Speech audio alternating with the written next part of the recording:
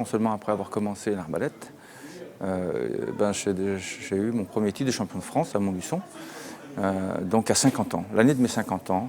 Et depuis l'année de mes 50 ans, je suis à cette année à mon 11e titre, dont 10 en tant que champion de France et un titre de champion d'Europe, plus un record du monde en points, etc.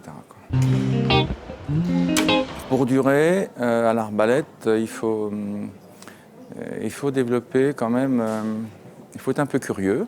C'est une arme qui a quand même un arc, une corde, des flèches, les conditions extérieures l'été, tous ces paramètres-là doivent être pris en compte. Donc si on ne s'intéresse pas trop à la technique ni aux conditions de tir, on ne peut pas développer l'arbalète, on ne peut pas s'épanouir dans l'arbalète. Je fais un entretien physique mais qui est sans souffrance, c'est-à-dire c'est de l'échauffement principalement, et beaucoup d'étirements, assouplissements, mais quelque chose de très régulier, 2 ou 3 fois par semaine. C'est seulement pour se sentir bien, quoi. On ne peut pas armer une arbalète qui fait 43 kg toute une journée si physiquement on n'est pas préparé.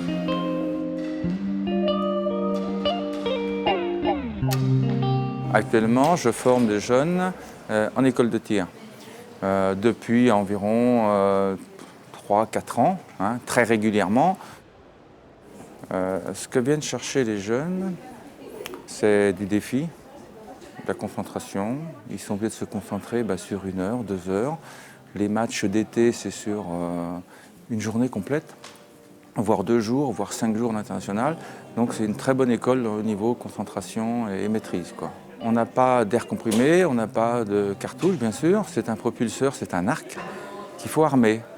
Et cet arc, il peut aller de 20 kg à 43 kg. Donc on est très vigilant avec les jeunes. C'est pour ça que l'arbalète, on ne peut pas la commencer en poussin, on commence ni en benjamin, on commence en minime.